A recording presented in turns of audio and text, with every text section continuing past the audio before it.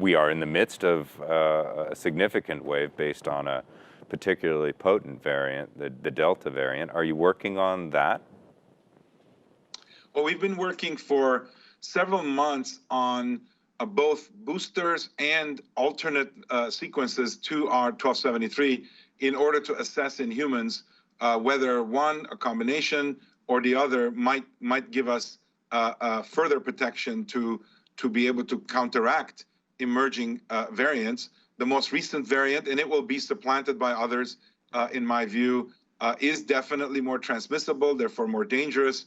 And while we have a pretty good stock of immune response in a subset of the population, over time, as that antibody response begins to deteriorate, there's more exposure to a more potent infective virus. And so we need to stay vigilant. And we're working on that very, very actively. We need to be ready either with more kind of a booster of the existing vaccine or with some alterations. And by the way, probably this is going to continue for the foreseeable future, so that we need to be ready again and again.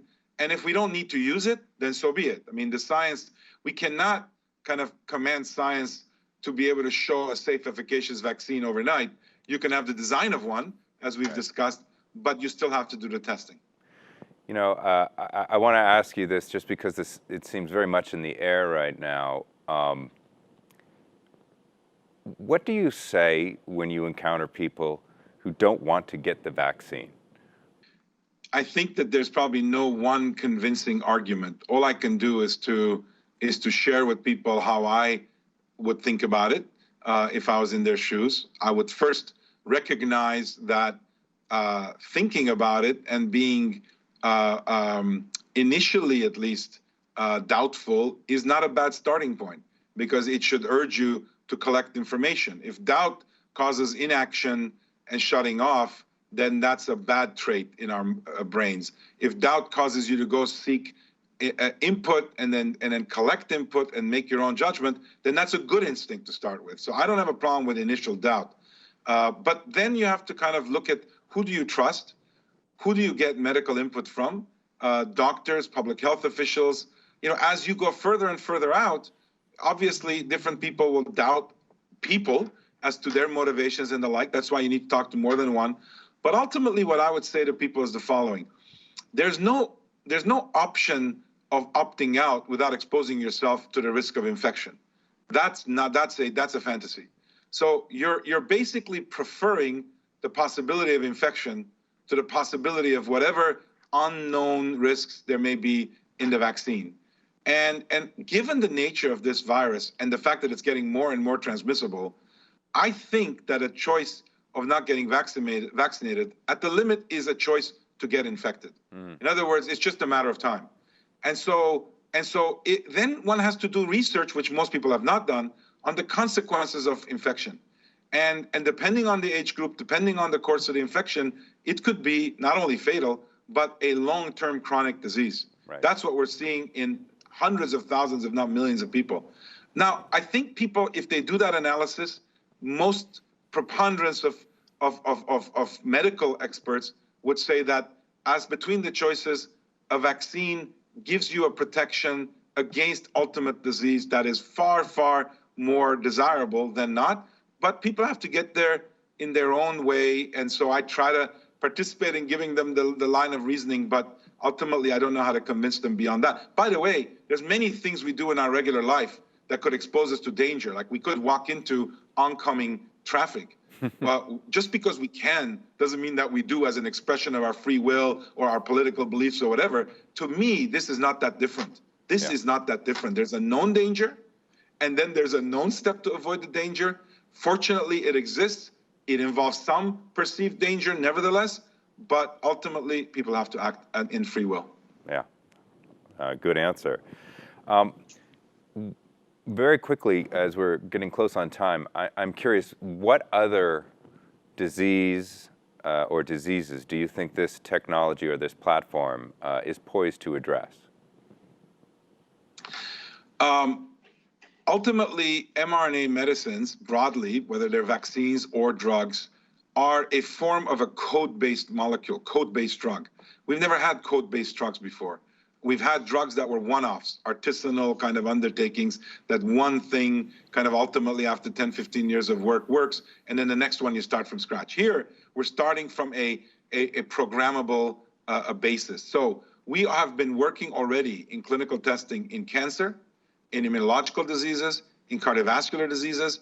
We've just begun trials in rare diseases, and those are all just drugs. These are all things that work as a therapeutic once you have a disease. In the vaccine area, we have now over 12 different vaccines in development. We recently announced dosing our first patients there, where we're looking at using mRNA for seasonal flu. We have programs in RSV and CMV, which is a very, very major unmet medical need in cytomegalovirus infections and vaccinations. So there's going to be a few different products that are going to advance, and hopefully this will take its proper place alongside small molecule drugs and proteins that we saw from biotechnology as a third portion of the arsenal to fight back disease. That's very exciting. Is there going to be a vaccine for the common cold? I don't think that we should rule that out. I know that most healthcare professionals would consider that either not necessary nor easy to do. Right. And I think that's a good thing, because things that are not yet known to be necessary are worth working on, because sometimes they become necessary.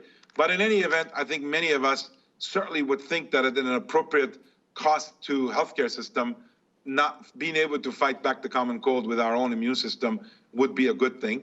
Problem is, it's hypervariable. It presents in different. Okay, so we have to do some experiments, and we will over a period of time. That we need to prioritize. I think there's some not the other highest things priority. that we need to get rid of, and eventually get there. I don't see why not. Certainly, HIV is another important disease in that category where people have almost given up, but where we think new approaches can be tried. Yeah, great. A quick question around one of our major themes, which is corporate citizenship. Moderna has now become one of the most spectacular commercial success stories in the history of health science. $18 billion in revenue this year, a record-breaking IPO last year. How do you balance the imperatives of now being a public company where you're beholden to shareholders with the role that a life science company plays in the broader world, with the role of being a good corporate citizen? Well, I'd start by saying that the essence of life science companies, the privilege of life science companies, that everything we do impacts human life. So we don't have to have consultants helping us figure out the social impact of successful product development. It's there in saved lives. It's there in avoided diseases. And so I think that's in and of itself a contribution that we're making. But beyond that, already in the pandemic, a lot of what we've done, for example, our pledge to not enforce our intellectual property, which we made last October, to allow others to use some of our capabilities and IP to make alternative vaccines, that I think is part of corporate responsibility. Would invite others to take similar pledges. And then finally, I'd say much more to come. I mean, the company has only just now entered this phase of its existence. And you know, we are surrounded by opportunity to make impact, and we will not shy away from balancing. We don't think that it is not in shareholders' interest for corporations to reasonably take steps to ensure that their capabilities are channeled to the good of society, the same society they depend on for their products, for their employees, for the culture that they maintain. So I think that kind of in biology, symbiosis or mutualism between being in a corporate world and being a citizen is not in conflict, and in some cases, imminently actionable. Well, Dr. Afeyan, thank you for helping us kick off Signal this year, and thank you for all the work that you've made possible over the past 10 years. And we look forward to seeing what comes next, both with Moderna and with Flagship. Thank you so much. Enjoyed the conversation.